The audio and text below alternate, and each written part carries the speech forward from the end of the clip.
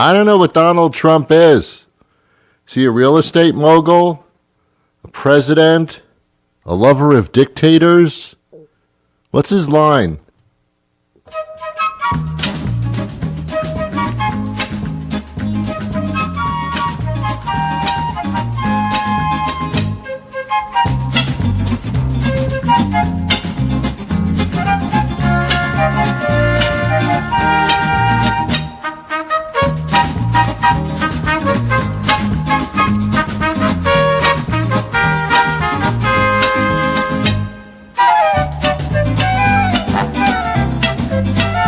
On the air everywhere, this is New England Broadcasting.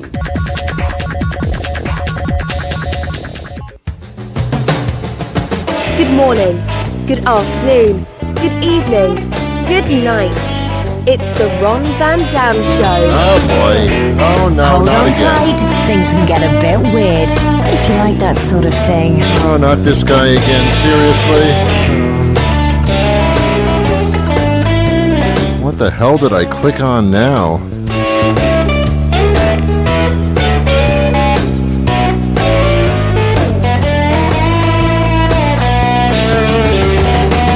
It's okay, it's just me. It's the Ron Van Dam Show. Everything's fine. Go back to what you were doing. There's no trouble here. Just go back to your life.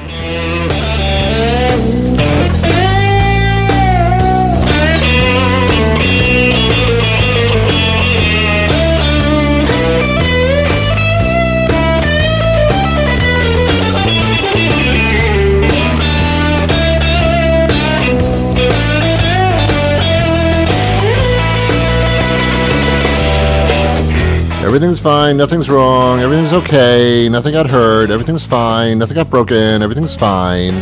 Just relax, sit down, have a sandwich, it's okay, don't worry about it, I'm taking care of it. It's fine, don't worry. You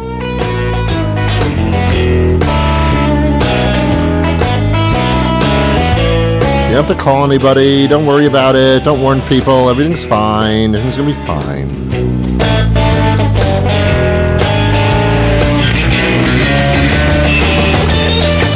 Actually, everything's so screwed up, I just don't care anymore. Do you ever reach that point where things have become so tumultuous that it's just like, whatever. I can't. I just can't. I can't do it anymore.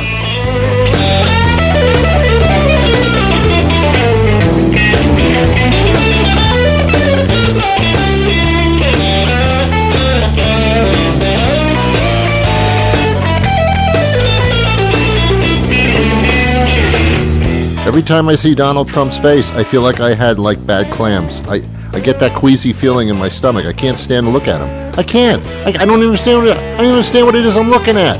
What is that? What is that? A tan? What is it? Was that makeup? A tan? Why don't you do around your eyelids? What's the problem with you?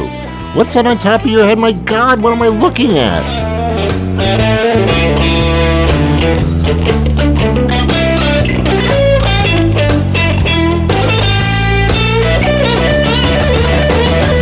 Just like a guy who was released from a mental institution who walks around saying, I'm fine, I have a certificate that says I'm fine now. I'm fine, I'm a genius, I'm a stable genius. That's what they told me at the facility.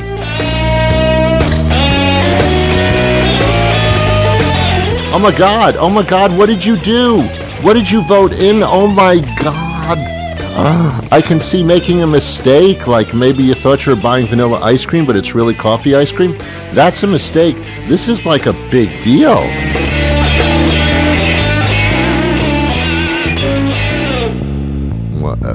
Whatever. Hey, for everybody that wants to be a dictator, really, now you've got somebody you can look up to. All right, that's enough. Hi, welcome to the program. I'm Ron Van Dam. This is the Ron Van Dam Show. As far as my political views are concerned, I think you got a little taste and a hint right there. I don't think you have to guess, hey, where does Van Dam stand on this Trump thing? You don't have to think about that much. You're all set with that. No problems. There's nothing to discuss.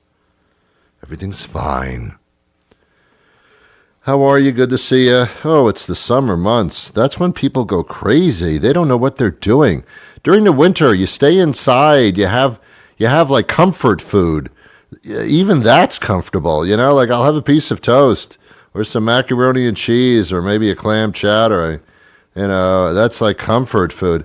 I mean, everything's so safe in the winter. Everything's, I don't want to go out and drive in the snow. Oh, people can't drive in the snow. Then the summer comes and it's like, okay, no more time to be safe. Let's go kayaking and see if the boat turns over and I drown. Let's give that a shot. Let's do it in rapid waters. Let's go bungee dumping. That was close. Let's go bungee jumping off a bridge. Yeah, I've always wanted to jump off a bridge. Oh, here's an idea. Put a rope around your neck, and just before you reach the ground, it'll snap you back up and you'll die.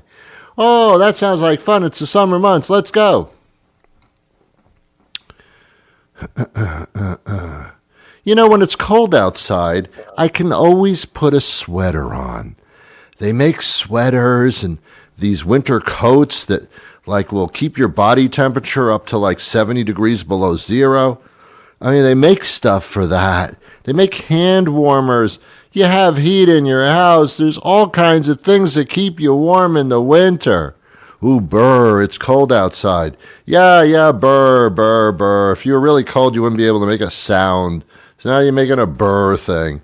But in the summer, when it gets too hot, when it's 90, 95 degrees, 100 degrees, what the hell do? You can't take your skin off. What do? You got nowhere to go. You can't take some stuff. You're already naked. You're sweating profusely. You're in a puddle of your own juices. What can you do? You can't do anything else. That's a dangerous situation. You get dizzy. You could faint. You could die. Winter, you put a coat on. I don't know. I don't understand it. I love the summer months. I love the summer. Why? Why do you love that? Well, I can always take a dip in the pool. Why, do you have a pool? Is that what you have? Does everybody in America have a pool, you rich little asshole? You think everybody has a pool? Kids are like opening fire hydrants, meant to put out fires in extreme emergencies. People's houses are burning down, but they're cooling off in a fire hydrant. They don't have an in-ground pool like you do. I'll just take a dip in the pool when it gets too hot. Oh, my God. Oh, my God. Really? Really? I don't care for the summer, I got to tell you right now. My dermatologist tells me I shouldn't care for the summer. My dermatologist says as soon as I expose myself to the sun, I'm a walking piece of... I don't know what I am. I'm a bubble. I'm a wart. I mean, I'm a tumor. I don't know what the hell I am. I got to protect myself against... Ron, don't go out in the sun without putting lotion on yourself. Don't go out in the sun with putting one of those suntan deals on you. The SPF thing. 100 SPF. 7,000 if you can find it, Ron. Don't go near the sun. Don't even travel to it. Just stay out of the sun. Stay inside. In the summer, stay inside. In the winter, you can go out. You can go out if you want to. In the summer, stay inside. The sun will kill you.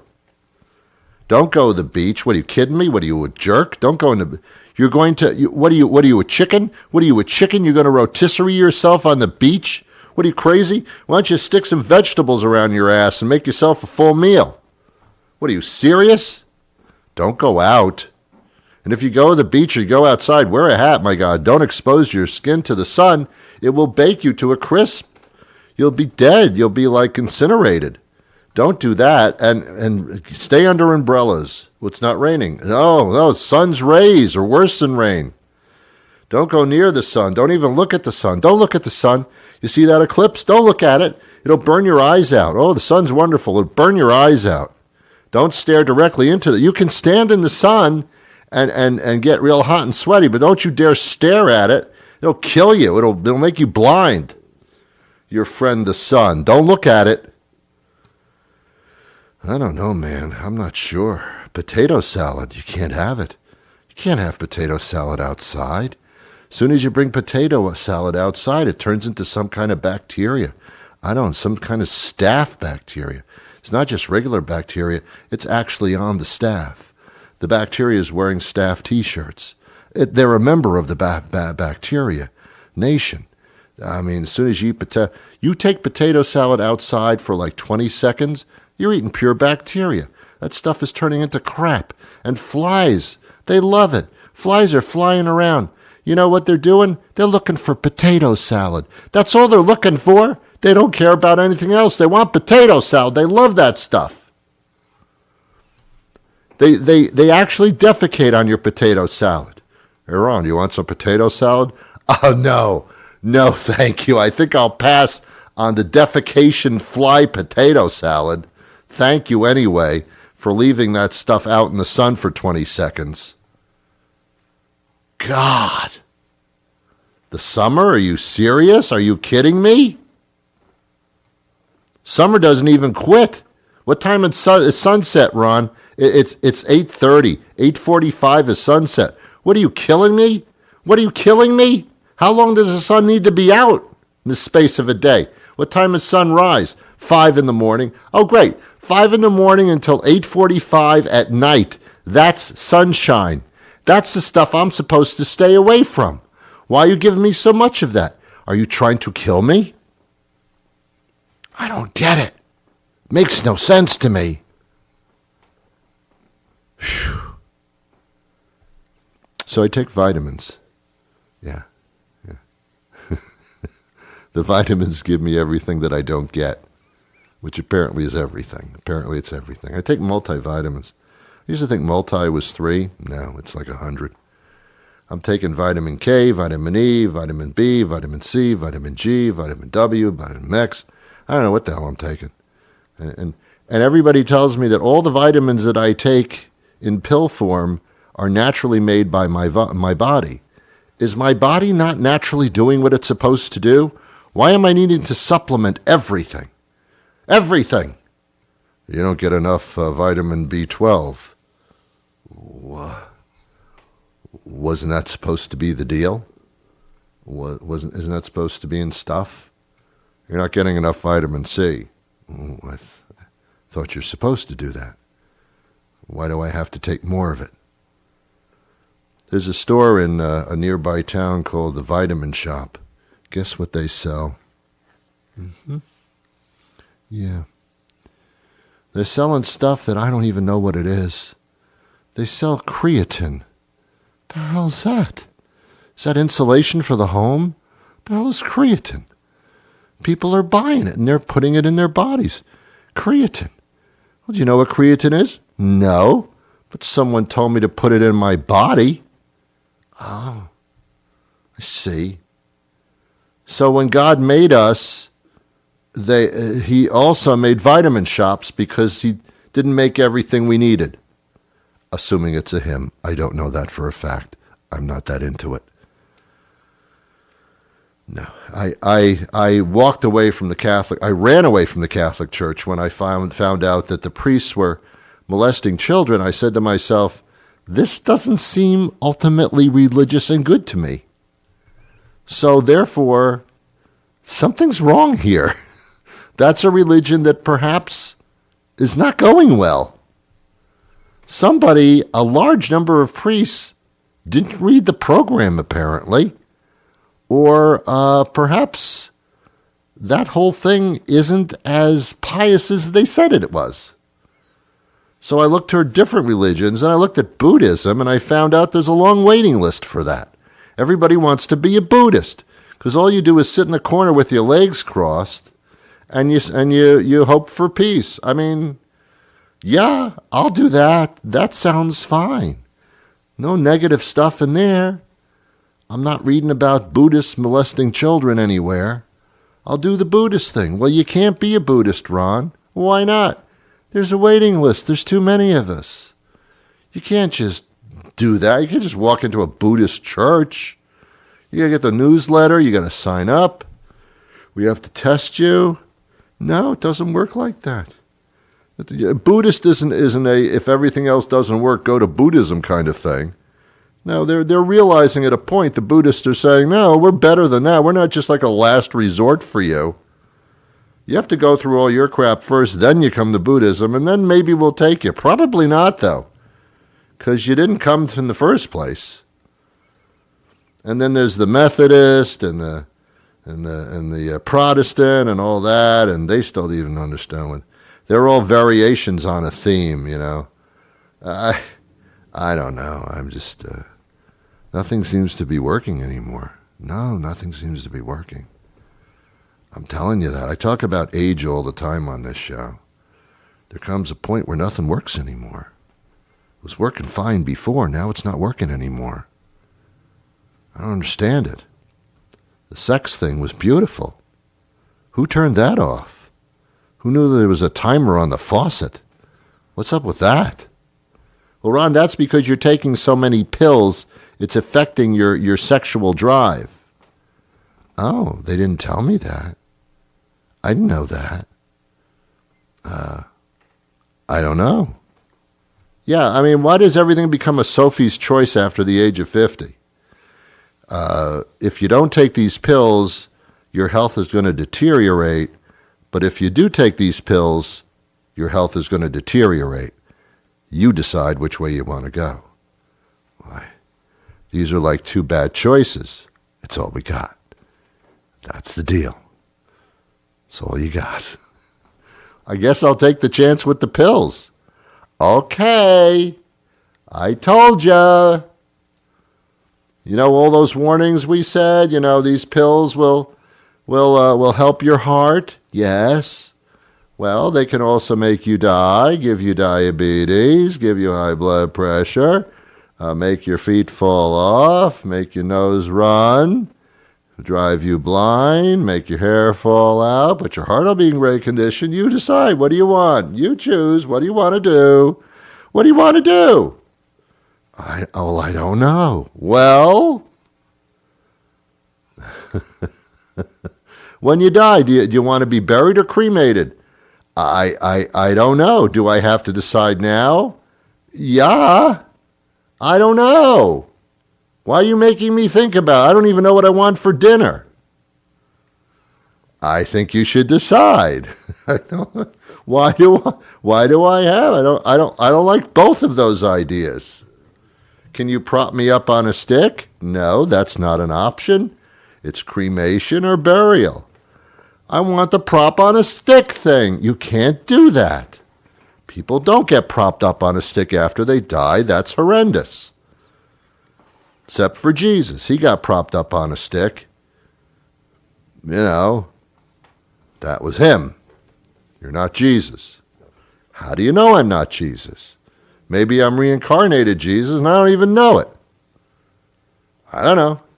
I have no idea. I didn't have a great relationship with my father to begin with.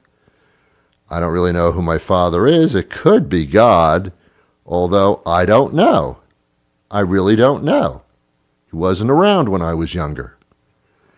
This is all very confusing to me. I don't like to talk about religion on this show because people are very sensitive about that. They don't like to talk about religion. That's something that's very near and dear and close to them. So I don't get into it on this show. All I'm saying is there's a lot of options here on the table. Oh, man. It's crazy, isn't it? Got a great interview coming up rather shortly on the program. I do a lot of interviews on this show for various reasons. Well, there's two reasons I do them. One is because sometimes they're quite interesting. Also, this is how I get paid. So, like, what do you want from me? I don't make you pay for this, do I? This is not a pay per listen kind of thing. It's free for you. So someone's got to pay for this. I have to live. I have to put myself through college. Well, actually, I don't. I don't really care to go through college. I never wanted to go through college. They forced me to. My parents didn't force me to as much as society did. Ron, if you don't go to college, you're a failure. That's the rule. That's the equation. No college equals failure. Oh, really? I see. What about all the plumbers and electricians that didn't go to college? They're making more money than I am. Okay, well, they don't fit into the equation. I'm not talking about them. Oh, come on, man. What's this country's, like, obsession with college? You don't learn crap in college. Most college kids don't even go to their classes. Most of them are pass or fail. College is nothing but a place to learn, like, what kind of drugs you should take and which ones you really shouldn't. Seriously? Come on. College? Paying like tens of thousands of dollars every year for your kid to like learn nothing? Literally nothing? I got to tell you something. I'll be honest with you. I went to college for 4 years. I learned nothing. Everything I learned in my life was either from my friends or a little bit of info from my parents or in high school. College, totally unnecessary. Learned absolutely nothing. And if I did learn something, which I didn't, I would have no application for it, which there wasn't, unless I was a doctor or a lawyer. Beyond that, we're not talking about it. And that's a fact. This country has got to get off of this college kick. I mean, like we're baked in it. You are nobody, you are nothing unless you went to college. Oh, really? Oh, really? I know a lot of people that didn't go to college that are incredibly smarter than you are. Maybe they didn't read every book that you were assigned to that you didn't read either. But they can put two and two together. They're street smart. They know how to get through life. You have no freaking idea how to get through life at all. So don't give me that crap. I think I'm just like really upset because I didn't drink enough water today. I'm supposed to drink 30 gallons of water every day. I think that's what the doctor said. I wasn't listening, but I believe it's something like that, something close to it. I think if you drink too much water, you can actually get sick from water. Everything's got like a limit boundary level on it. I have no idea. I really have no idea. All right, let's get ready for our guest. I have to brush my teeth. My guests don't talk to me unless I've got hygiene habits in check here. So I'm going to have to go do that. In the meantime, I want you to listen to this. Sure, I like a good burger. But for me, sometimes the best part of the burger gets left on the grill. That's why I'm headed to Burger Guy to try their new Big Gristle Deluxe. A full half pound of hand-scraped grill-hardened gristle, machine-pressed into a greasy patty, and smothered with Burger Guy's signature something-like cheese sauce. And for a limited time, it's just $5.99 with a metric ton of fries and keg of soda. Sound good? Yeah, no kidding, huh? Hey, I'll see you at Burger Guy. For a limited time only at participating Burger Guy restaurants. Please consult with your physician before ingesting reconstituted meat byproducts such as gristle. Burger Guy's something like cheese sauce has not been entirely approved for human consumption by the FDA. Gene Policinski joins us. He's President and Chief Operating Officer of the Freedom Forum Institute. And this is in regards to the Newseum, which is one of my favorite places in the world. And this is interesting. We're talking about the First Amendment, and I know that a survey was executed. Tell me about that. Well, we do an annual survey of how people feel about the First Amendment, what they know. And surprising this year, in a way, was that the numbers are way up on the number of people who know what's in the First Amendment. It's up at about 71%. That's up from 60% last year. The problem I have is that I think it's because they feel they have to defend their freedoms, so they know more about them. I wish they just knew them as citizens. The First Amendment, this was indeed the first. Is it an order of importance in any sense? Well, I think you can say that the founders felt it was among the most significant things to put in the Bill of Rights, which was designed to protect our rights against the government, which got its operating map in the Constitution. Mm-hmm. So but I tell you that I don't know that they ordered them in necessarily the 5 freedoms of religion, speech, press, assembly, and petition in any particular order. In fact, they thought petition was the most important because you could speak truth to power with petition to the king. Mm-hmm. But they're inseparable in a way. You really can't have the right to go to government if you don't know what the government is doing. You don't have the right to say it, gather people around you. So it essentially defines who we are as an American. So I think it's one of the reasons it's right at the front of the Bill of Rights. Mm-hmm. Gee, let me ask you, Gene, in your opinion, is the First Amendment written clearly enough, or was it meant to be extremely broad and then have a bunch of people try to interpret it? I think you make an excellent point there. I think the latter. I think the founders were smart enough to realize that in 1791, when it was enacted, they couldn't anticipate what life would be like. Yeah. So they gave us 45 words that are sort of the mission statement for the country. And then it was up to every generation to say, what does free speech mean to me? What does the right of freedom of religion mean to us? And to protect those freedoms based on what's come before. So I think it's one of the reasons that amendment has been so resilient now for over 220 years. And then comes social media walking down the street, rearing its ugly head, and causing all kinds of questions in this regard. And it's like everything's been turned upside down, and I don't know how much more of a test you could have than social media upon the First Amendment. Again, I think a really excellent point. You know, it really is something that's into our homes every day. It's so pervasive. It's instantaneous. Yeah. So I think, our laws aren't quite caught up on that. Defamation hasn't caught up to where we are with social media, but it also affords us this wonderful opportunity to hear from each other. We may not like what we're hearing, but I think the founders had that in mind when they guaranteed free speech. Yeah. They didn't say, it'll only be speech we like. In fact, it's only out there to protect speech we don't like. Mm-hmm. So I think they kind of anticipated this disruption and then said, okay, kids, here's the way it's going to work. You've got to work it out. Yeah, I guess. I just wish they would have been specific even back then and said freedom of speech except for tweeting. But they don't. Well, yeah, I'm not so sure how they would have felt about tweets. But you think about it, they were sloganeers, so they worked in the 140 characters. Yes, live free or die. Things like that. It's a tweet. That's true. Yeah, you're right. You're right. All that stuff was tweeted. Yeah, they recognized it. They just didn't use their thumbs. That's funny. They could have invented it, but they didn't. That's right. Okay, so. Now, so can we experience these questions and this at the Newseum?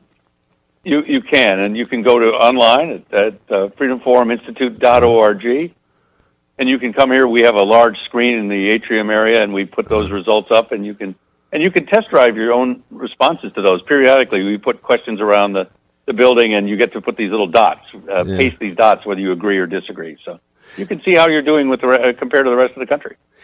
I wanted to get very quickly into the realm of fake news because that almost comes out of social media as well, where I believe basically news channels now, the 24-hour ones, have become social media expressions, not from the crowd, but from themselves. And I love Americans, but a lot of them don't understand things. They don't read up on stuff, and they think that any news is real. And that's and because of social media being spread, in other words, it's like peanut butter, and social media is just like the bread. That's scaring the hell out of me, and I don't know what to do about it. Well, it's interesting. I think people are starting to say, we've waited for the government or social media companies to do this. We're going to do it on our own. Yeah. We have an entire education effort aimed at that. Good. But people are picking up on some common sense things, that check it out with others. See where the source is. See if anybody else is reporting, that news. We have an app actually called Nutrition we just launched where you get like a nutrition label. Who produced it? Where are they from? How long have they been around? So, if you put your trust in Fox News or New York Times, whatever it is, that's fine. Right. But if it's Gene's News Service, started 2 days ago, maybe you should be a little more skeptical, So I think we're beginning to see people do that on their own. Well, I'll make a comment. You don't have to comment yourself, but when the leader of the nation uses fake news in order to influence people, that scares the living bejesus out of me. You need not comment. No, it's okay. Listen, I think that every politician has bent the facts in their own direction. I think this White House probably does more of that than I've seen in 50 years in journalism. Right. But again, I think there's a whole fact-checking industry that's growing up. I noticed on the Democratic debate last night, simultaneous with that debate was a whole legion of fact-checkers to say that fact that somebody said is not supported by the facts, and here are the facts, not just saying it was not right or wrong, not spinning. So, we're in a new world, clearly, as you mentioned, with social media and with pervasive media, which is what I would call cable 24/7. And we're beginning to adapt to that. It took us a few years to adapt to print and radio and TV. Yeah. We sometimes forget how young the internet is, but I think people are starting to get smarter about it. Maybe slower than you and I would wish, but I think it's starting to happen. Yeah, well, you got to be careful. If it's too slow, bad things can happen in the interim. And I certainly, being a part of the media, as I know you are, I'm somewhat insulted that we are the enemy of the people. No, that's it backwards. It's the other way around. Anyway. Yeah, nothing could be further from the truth than that. Yeah, absolutely. I mean, that is what the First Amendment actually is in reality, is journalism and the ability to report on things and give opinions. And for all of us to join in that debate without fear of the government coming in the middle of the night and arresting us. I mean, that's what we are. Yeah. Journalists are people. I mean, they are the people. Yes. We're representatives of the people. We're not apart from the people. Absolutely. The Newseum in Washington, D.C., how can we get more information about this? Well, you can go to newseum.org, or about the survey, you can go to freedomforuminstitute.org and get the survey. Great. Gene, you do some interesting work. I appreciate it. It's good talking to you. Good to be with you, Ron. Take care. Bye-bye. Bye-bye. There you go. I don't know how much more I can do. I'm exhausted. I'll be with you again tomorrow with a brand new show. I hope you join me then. Until that time, when we meet for another day, which is like tomorrow, I wish you peace.